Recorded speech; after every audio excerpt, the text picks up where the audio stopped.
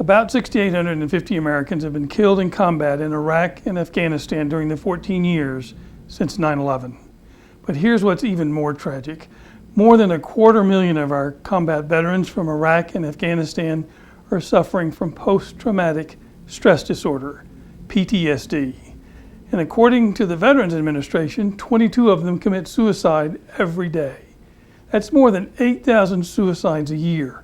That's more suicides per year than we've lost in combat over the past 14 years. Many of these veterans say the one thing that helps is cannabis. Some say cannabis has saved their lives. But there are all kinds of legal and other barriers to veterans being able to use cannabis for their PTSD. So my partner, Peter Kowalchuk, and I have decided to donate some of our time and resources to help tell this story in hopes that with your help, we can change the political climate and make it easier for doctors to recommend cannabis for PTSD and easier for veterans to obtain it and use it. This video tells one veteran's story about how cannabis helped him and how it saved his marriage. We're from Wisconsin originally. We have 2 kids, both girls, ages 5.5 and 2. And my wife is a nurse. She has been fighting Crohn's disease for a number of years. I served in Kuwait, right on the border, and I was a convoy escort unit. So the convoys would come to us and pretty much we would take them anywhere they needed to go in Iraq. How long were you in Kuwait and then doing these tours? I was in these theater trips? just under 1 year at about 360 days. Okay. You came back, everything was fine or not fine? It was a roller coaster. We knew that I had PTSD. We knew that things that happened to me overseas that put me in the category of it. Mm-hmm. And it wasn't something like, I have PTSD, I need to use cannabis. It was, I'm going to go through the rest of my life until I'm better dealing with it. I did take the prescriptions they initially offered. Did you? And tried listening to the doctors, thinking that they had healing me as their best interest. And what was your experience with that? My functioning ability went down drastically with school, with just being there for my spouse, and just functioning normally, because some of these medicines they would prescribe, you would end up sitting in a chair and just drooling on yourself because of what they were doing to you. Not to mention long-term side effects of them that I didn't want anything to do with. My wife, being a biology major, physiology major in college, she helped me realize how dangerous those drugs were that I was taking. And she didn't want me smoking pot, she didn't want me doing things illegal, but she understood. She understood that if it's going to help me sleep, if it's going to help me get through the next day, it's a good way to go. I started full-time cannabis use almost 2 years after my return. Okay. And I assume at this point, the cannabis you were getting was probably illegal. It was never a fun process trying to either buy it from somewhere, or eventually what it came down to is knowing who would be able to grow it for me, and they were taking on a major risk as well. We're still buying off the recreational end, so we're having to pay an additional, 22% tax on top of everything we do. So I followed the doctor's orders and I tried doing what they wanted, but time and again, it was not what I wanted. It wasn't doing things to me that I felt right. Meanwhile, my family, the whole time, they were starting to see me not in a good spot. Mm-hmm. They might not have realized it then, but they knew something was off about me. Probably 6 months to a year after first being prescribed some sort of medicine to help with sleep, help with anxiety, help with depression, I decided to quit all that. And I think it was probably after a year of struggling, trying to find it on my own, that I had a friend said, why don't you find someone who grows it or can grow it for you, and go those routes. You've quit the meds? Yes. I currently am on actually one medicine. and I do have other prescriptions for anxiety if I ever get out of hand. I don't ever need to touch those pills. So when you went off of the meds and back to cannabis, what was that like? What kind of changes did you see? Immediately, I was relaxed. Mm-hmm. Immediately, I wasn't fearing anything. I wasn't suspecting people around me, say at a grocery store, of plotting against me. And you were before? Yes, I was always Did that fearful. start after you went under the meds? I mean, do you think No, that started because of being in a war zone of just Okay. not trusting anyone. But I couldn't go to a bowling alley. I couldn't go to a busy store. If it was too busy, I had to walk out. I had too many people to keep track of. I don't know what they're doing, where their hands were. But after using cannabis, I realized more so than the pills that I could be relaxed in any situation without worrying about drooling on me. Now, are you working with other vets at all, or do you get involved with other vets, or are you pretty much doing this on your own? Right now, I'm doing this pretty much on my own. There are several veterans that know of me and my struggles and my routes that I've taken. A lot of them that I served with have understood my route. A lot of them have enjoyed this route because I've helped them understand it as well a little bit. And I think there's a few vets out there that are leading better lives because of it. So there are other vets you know who are using Yes. cannabis, and some of those you've helped to encourage them or help them Yes. get, yeah. And so just based on your own experience of people you know, a good thing, a bad thing, cannabis and PTSD? I can't think of one bad experience, one bad reason why it's never helped. I have two friends in here, they're both gone. In With here, a this gun. is a book about Charlie Company, right? Yes, this was Tell us about this book. my company that went overseas. And with a guy that he was able to put together a yearbook for us. Our commander asked him to, and he did a great job for it. And unfortunately, now I have a few markings in there of soldiers that have committed suicide after returning home. I don't know their stories fully, but they're ones that I think that if they would have sat down and smoked a joint, maybe they would have lived another day. And that's really a big problem, suicide among veterans Yes, coming yes, home. yes. And how many do you know personally who have committed suicide? Personally, people that I have served with and call my friends and brothers, 3, personally. Did you ever think about suicide when you were either before you started meds? Or? I was never really suicidal because of my internal faith and not wanting to bring that on other people. But that doesn't mean I don't understand why these guys do it.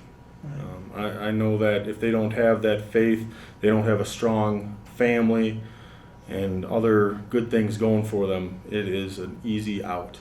Yeah. So, you've been through this now for several years. Yes. You have a wife who's using cannabis for a whole different reason. The Colorado Board of Health recently voted 6-2 to reject a petition to add PTSD to the conditions that cannabis can be prescribed for. Your thoughts? They're very selfish. Yeah. They're very selfish, and there's no bigger group than the military of selfless service. Right. We all do it for everyone.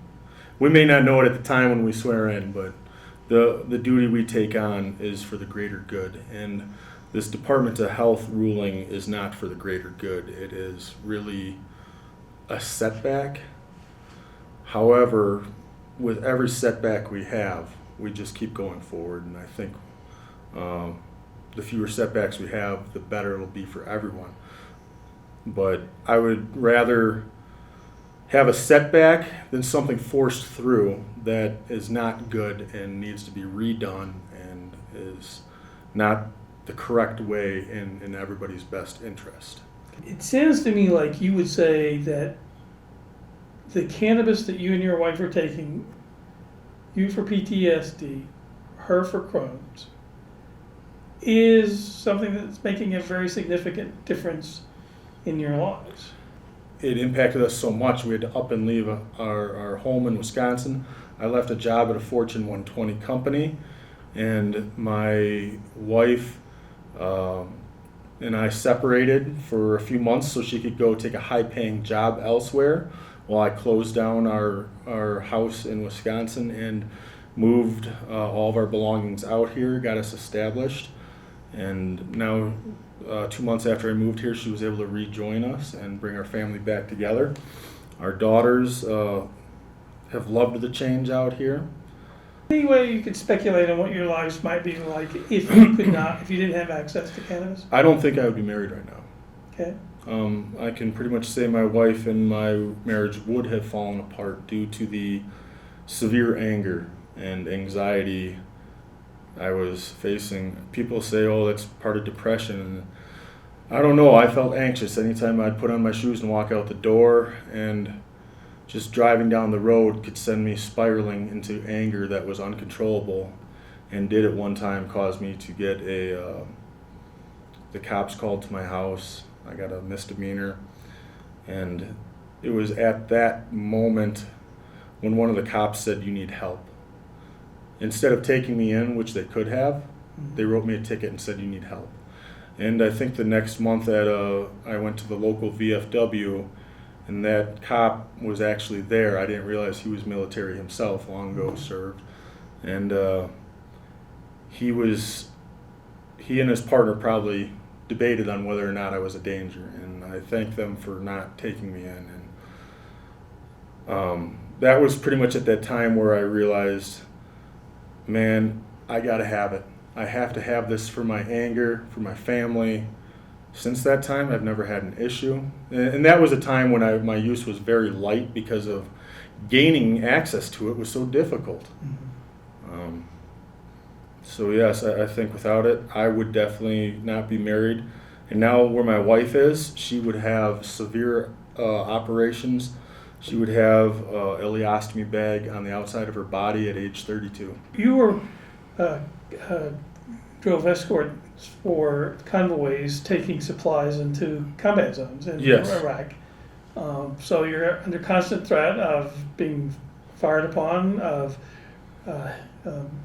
explosions, explosive devices. My PTSD can be directly related to the constant waiting for something to happen. The few times we would get into combat in a month, it was very light, not heavy. Sometimes it was, sometimes it wasn't. But the waiting, the driving down the road, passing the spot where your friend died, driving down the road, passing the spot where your other friend lost a leg, going down a road the same road the night after one missed you. And not knowing, I suppose, that anybody along the road, man, woman, child, could be somebody who's going to take we that had no at trust you. of anyone when we were there, and it was not good to try to trust anyone. We didn't know if we could trust the police, the Iraqi army, the civilians. Eventually, after we left, I'm sure things got better, but while I was there, we could not trust in the civilian populace one iota. We could not think that they were going to help us. Okay. That situation ended up leading to my inability to trust people, trust neighbors, even drive down the road and trust that the car next to me wasn't going to do something to infuriate me. It led to a lot of anger when I saw people driving improperly, going minimally over the speed limit. It would set me off, even though I probably did that plenty when I was younger. Walking into a bowling alley and having to immediately walk out because of the noise, the crowd. It wasn't. None of these things were anticipated when I joined the Army. None of these thoughts that I couldn't go into a grocery store to get what I needed because there were too many people standing in lines, that I feared for my life. I think that all veterans suffering from PTSD should absolutely have access to cannabis and cannabis edibles because they are just phenomenal for helping save lives. One of the barriers to veterans being able to use cannabis for their PTSD is the lack of clinical data showing what many veterans say they already know. Cannabis helps alleviate PTSD symptoms and it saves lives. Dr. Sue Sisley, who's been working with veterans with PTSD for roughly 20 years, was awarded a $2.2 million grant by the Colorado Health Department to study the effectiveness of cannabis for treating PTSD. Her study is being sponsored by an organization known as MAPS. We'll be talking more about that study in future videos. For now, let me just say that federal regulators have been standing in the way. We need to spread the word because that's how we're going to get the people standing in the way out of the way. Check out the MAPS website. The address is on your screen for more information on Dr. Sisley's study and how you can help. You can start helping right now by forwarding this video to friends, relatives, co-workers, elected officials, and anyone else who might be willing to speak out.